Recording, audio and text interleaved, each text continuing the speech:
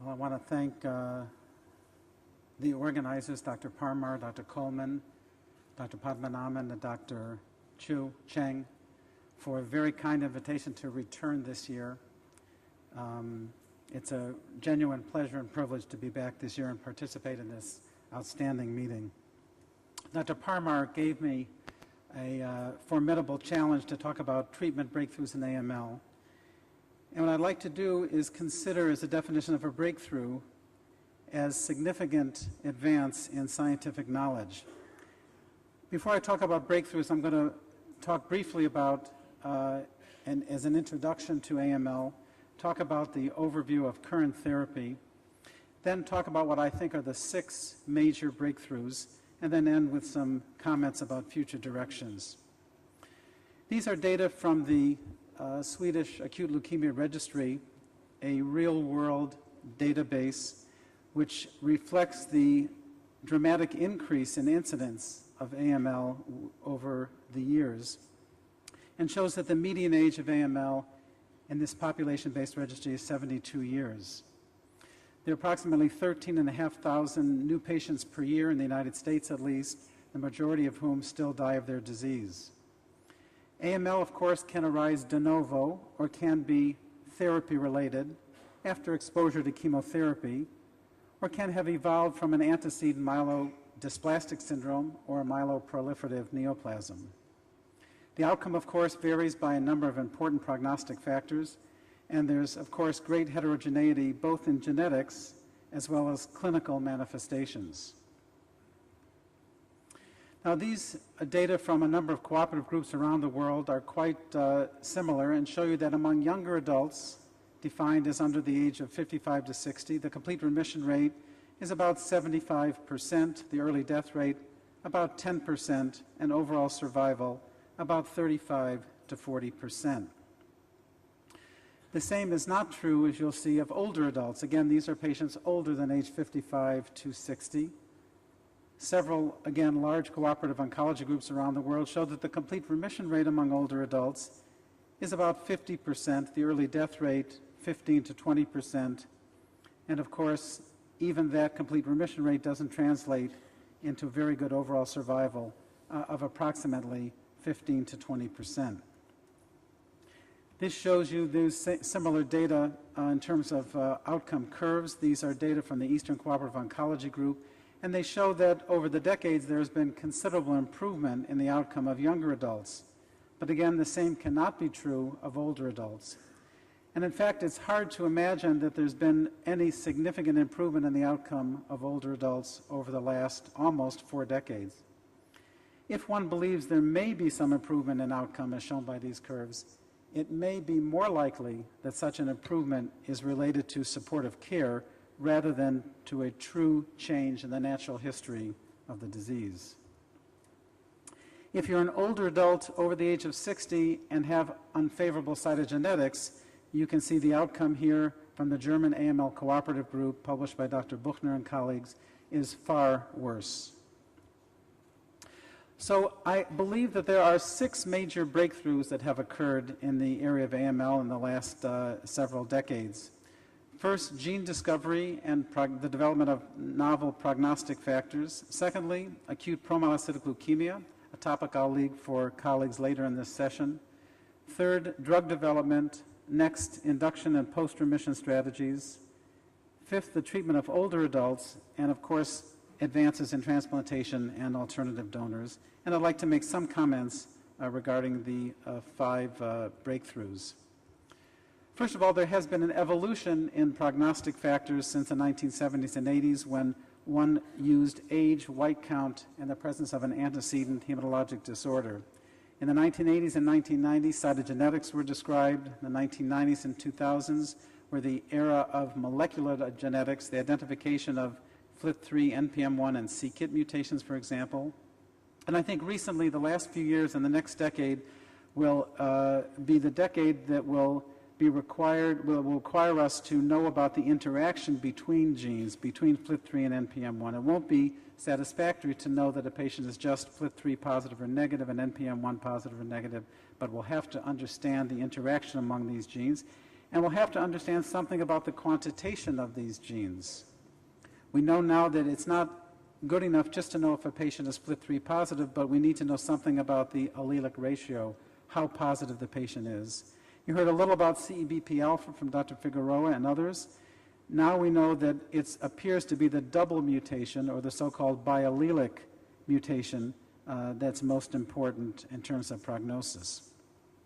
These are data from Jay Patel working with Ross Levine at my institution, in which Dr. Patel and Levine looked at 400 patients on a frontline ECOG protocol for younger adults and characterized the frequency, as you can see here, of a variety of mutations.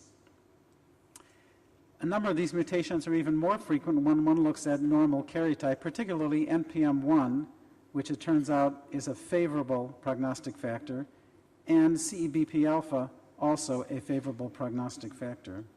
Now, the NPM1 is an important gene to spend a moment on because it has changed in some ways the way we treat such patients. This is a mutation that occurs in about 50% of patients with normal karyotype AML. And there's a constellation of findings that characterize this specific genotype. These are patients that have a higher blast count and platelet count. These are often women who present with extramedullary disease. These are patients whose cells express CD34 and have high expression of CD33. They're frequently associated with FLT3 mutations, but only rarely associated with the MLL or CEBP alpha. And most importantly, this genotype identifies a favorable prognostic marker for relapse-free survival and overall survival in the absence of the FLT3 mutation. So this important observation was published in the New England Journal by Dr. Richard Schlenk and colleagues from Germany. Again, these investigators suggested that if a patient has mutant NPM1, but not FLT3 ITD, internal tandem duplication, that at least in a donor-no donor analysis, these patients appeared not to benefit from allogeneic stem cell transplantation. Now, there are a number of novel mutations, some of which, again, you've heard from Dr. Figueroa. I'm not going to belabor this slide, just to indicate that I think these are four of the most important new mutations that we should be aware of: IDH1 and 2, DNMT3 mutations, TET2 mutations, and ASXL1, most of these, as you can see, are associated with an inferior outcome, a decreased overall survival. Now, you heard a little about DNMT3 mutations in de novo AML. I think this can be considered a breakthrough. This occurs in about 22% of patients, as studied by Dr. Tim Lay and published in the New England Journal. These mutations are enriched in patients with intermediate risk disease. They appear to be absent, however, in patients with favorable risk disease. And these mutations appear to be associated with a short survival. They're independent of FLT3 mutations, cytogenetics, and age. Now, TET2 mutations we talked about a little bit earlier today. These mutations convert 5-methylcytosine to hydroxymethylcytosine in genomic DNA. The TET2 loss of function in patients correlate with low hydroxymethylcytosine levels, and TET2 mutations and possibly IDH1 and 2 and DNMT3 mutations are likely underlying causes of epigenetic instability and aberrant DNA methylation, again, that Dr. Figueroa talked elegantly about a few minutes ago. She also showed you this kind of interaction between IDH and the TET2 mutations, the production of 2-hydroxyglutarate, which inhibits TET2, which converts methylcytosine to hydroxymethylcytosine. An important interaction, again, between IDH mutations and TET2 mutations. And in a recent study presented again by Jay Patel and Ross Levine and colleagues, looking at patients on the ECOG 1900 protocol, in patients with intermediate risk cytogenetics who were FLT3 ITD wild type, TET2 had an unfavorable prognostic influence, as did the ASXL1. So I think, as you can see, the development of these novel mutations are going to be very important in the future with respect to identifying prognosis and identifying new targeted therapies.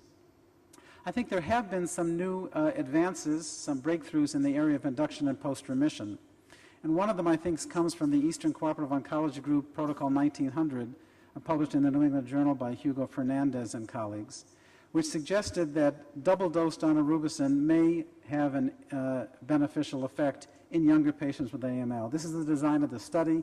Patients with newly diagnosed AML were randomized to the approved dose of 45 milligrams per meter squared or double-dose daunorubicin at 90 milligrams per meter squared. All patients then received 2 courses of high-dose cytarabine and were re-randomized post-remission if they didn't go to an allograft to an autologous transplant, but first to receive or not receive a dose of gemtuzumab or zogomycin. And this study showed that double-dose daunorubicin at 90 milligrams per meter squared appeared to provide an increased complete remission rate compared to those patients who received daunorubicin at 45 milligrams per meter squared. And this observation led to an improvement in overall survival when all patients were examined, particularly when patients with intermediate and favorable cytogenetics were examined. But double-dose daunorubicin did not provide a benefit in patients with unfavorable cytogenetics. Another study published several times now by Dr. Alan Burnett and colleagues in the UK, I think provided yet another important advance in our scientific knowledge regarding the care of patients with AML. This is a study, the MRC AML 15 study, in which these investigators randomized patients to 3 induction regimens, and within each randomization to receive or not receive gemtuzumab or zogomycin, and then to 2 consolidation regimens, again within each consolidation to receive or not receive gemtuzumab or zogomycin, and then within the high-dose regimen to either the 3 gram per meter squared dose, conventional standard dose, versus a half dose or 1.5 milligrams, 1.5 grams per meter squared, that is. And in every outcome that was looked at, the dose of a half dose, 1.5 grams per meter squared, appeared to confer the same benefit as 3 grams per meter squared, suggesting that patients may not need the same kind of intensive chemotherapy as post-remission that we have provided in a conventional way. And these show you the outcome curves with respect to overall survival, relapse risk, relapse-free survival, and death and complete remission, comparing the standard conventional 3 gram per meter squared to 1.5 grams per meter squared. Another study recently published also suggested that many patients do not need the same kind of intensive post-remission doses of Ara-C that has been conventionally administered. This is a study from the Japan Acute Leukemia Study Group. This is a study that randomized patients to idarubicin or daunorubicin for induction, and then post-remission patients were randomized to a more standard dose of high-dose Ara-C at 2 grams per meter squared for 5 days for 3 courses, or a more so-called conventional standard dose arm with 200 milligrams per meter squared of Ara-C for 4 courses, and showed for the majority of patients, as you can see here, no benefit for the so-called high-dose Ara-C at 2 grams per meter squared, again suggesting that we should consider reduced doses of Ara-C for the majority of patients with AML, particularly those with intermediate and unfavorable prognosis. So high-dose daunorubicin appears to be better for younger patients in induction. Lower doses of Ara-C appear to be as good as standard HiDAC for consolidation and potentially less toxic. And HiDAC in consolidation may not benefit intermediate and high-dose patients, but of course plays an important role in patients with core binding factor leukemias. Now, drug development has been an important breakthrough, I think. This shows you the results of an Eastern Cooperative Oncology group recently published in Blood, exploring the multi-drug resistance modulator zosuquidar versus placebo in older adults with AML. Now, as you can see here, there was clearly no benefit to zosuquidar. But I think this study is important because it reminded us of several important lessons. First of all, that few older adults are cured of their disease. The outcome for older adults has not changed, again, over the last 40 years, even in a contemporary study such as the 3999 study. Induction mortality in older adults remains at approximately 20%, and the pathogenesis of AML in older adults is likely too complex for a single agent such as even zosuquidar, a multi-drug resistance modulator, to be effective. There are a variety of new agents, most of the, I think, exciting ones I've listed here. This shows you the number of agents, different mechanisms of actions, and some of these studies have shown that a number of these agents have significant beneficial effect in patients with AML. Time will preclude an in-depth discussion of all of these, but let me highlight the CPX-351 drug as a brief example. CPX-351 is a novel agent. It's a liposomal formulation. It's a fixed molar ratio of daunorubicin and Ara-C. And in a prospective randomized trial in older adults, as you can see here, the complete remission rate was higher in patients receiving the CPX-351 drug compared to standard daunorubicin Ara-C. What was also interesting in this study is presented by Jeff Lancet for this study group at the recent ASH meeting last year, was that the early death rate seemed to be significantly lower. Both the 30-day mortality and the 60-day mortality appeared to be significantly lower in patients receiving this liposomal formulation of daunorubicin and Ara-C compared to standard daunorubicin Ara-C. Although the event-free and overall survival was not significantly different when all patients were examined, in a subset of patients with so-called secondary AML, there appeared to be a benefit for patients receiving the liposomal formulation daunorubicin Ara-C, the CPX-351, compared to standard daunorubicin and Ara-C. Now, in the area of older adults, I think there actually has been some breakthroughs, not necessarily breakthroughs in treatment outcome, but I think there has been a shift away from conventional cytotoxic chemotherapy and more toward less toxic agents with novel mechanisms of action. I list four, I think, of the most important ones here that shows you the results of some studies suggesting a reasonable complete remission rate for older adults, in general a reasonably low mortality, again suggesting perhaps a shift away from standard cytotoxic chemotherapy toward chemotherapy which is better tolerable for most older adults. And here's one example. This is an important study published by Dr. Pierre Fenot in the Journal of Clinical Oncology that showed an improvement in overall survival for the drug azacitidine compared to conventional care regimens, which included supportive care and included low-dose cytarabine and included intensive chemotherapy. So one example of, I think, a trend of new agents with unique mechanisms of action for the treatment of older adults. I think that we now have better prognostic factor models that exist to predict induction mortality, complete remission, and overall survival. There are novel strategies, again, with potentially less toxicity and the unique mechanisms of action. And of course, the future decade will bring further studies to define optimal dose and schedules of these agents and combinations. And again, importantly, I think that there has been a shift away from conventional chemotherapy toward novel strategies. And finally, let me mention some, I think, breakthroughs in the area of transplantation. I'll be very brief because we've heard a lot about transplantation and we'll be hearing more about transplantation later in this meeting. But I think the major advances, in my view, have been the apparent equivalent outcomes of matched sibling donor and matched unrelated donor transplants, the availability now more routinely of umbilical cord transplants, about which you'll hear much more from Dr. Spall, reduced intensity conditioning for older adults and those patients not candidates for intensive standard conditioning regimens, and transplantation as a beneficial effect for patients with therapy-related AML. And let me just show you several examples. And I'll only confine my last few slides to the area of AML and first remission and pose the question, should patients who do not have an HLA-matched sibling donor be transplanted from a matched unrelated donor or other alternative donors? This is an important study from Dr. Crowder, updated several times. This study in high-risk AML, it's important because it recruited patients from induction and followed patients all the way through. After consolidation, were randomized, were assigned either allogeneic transplant or given matched unrelated donor transplant.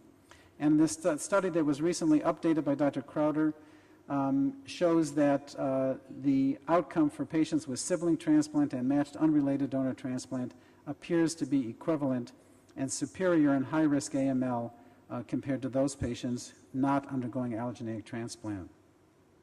A study also looking at the relationship of matched-related and matched-unrelated donor transplant from the Seattle marrow transplant team recently published shows also a similar outcome, perhaps somewhat lower outcome among patients even who are perfectly matched unrelated donor, but certainly a somewhat lower outcome for patients that are one antigen mismatch, but still an important curative strategy for patients with AML in first remission.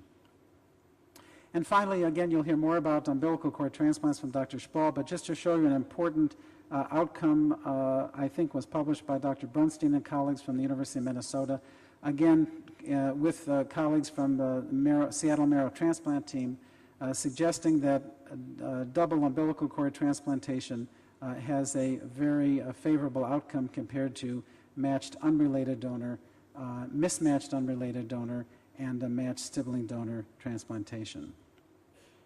And finally, this shows you the results of some studies suggesting, again, which I think has been a breakthrough in the last last number of years, the ability to deliver reduced intensity conditioning to exploit the benefit of graft versus leukemia effect in older adults with AML. And finally, I wanted to show you one curve of, I think, an important study reported by Dr. Mark Litzow and colleagues for the CIB-MTR, suggesting that patients, depending on their risk factors, may fare reasonably well with a very difficult subgroup of patients, therapy-related AML, and that now we have a number of risk factors, including age, cytogenetics, whether a patient's in remission or not, and the donor source that can help predict who will fare well and who will not fare well with allogeneic transplantation for patients who have therapy-related AML. So there are clearly now alternative donor sources that have expanded the pool of patients who can benefit from the generation of a graft versus leukemia effect. The outcome from MUD transplants appear to approach that of matched-related donor, and umbilical cord transplantation is increasing and may further expand the number of patients who will benefit. And finally, my last slide, just to show you what I think are some of the important future directions. Gene expression profiling for signatures of specific genetic subtypes ever expanding to identify cooperating mutations and perturbed pathways that will be able to predict response to new therapies. We're going to continue to risk stratify therapy with specific targeted strategies. We'll have to continue to characterize mechanisms of action and off-target effects of putative molecularly targeted therapies. And of course, there's an entire important area of the identification of molecular markers for the determination of residual disease. There are a lot of people, too many to list on one slide, that have helped shape my views on acute myeloid leukemia. So I'll just list the ECOG Leukemia Committee, the European Leukemia Net colleagues, and my colleagues on the leukemia service at Memorial Sloan Kettering Cancer Center. Thank you.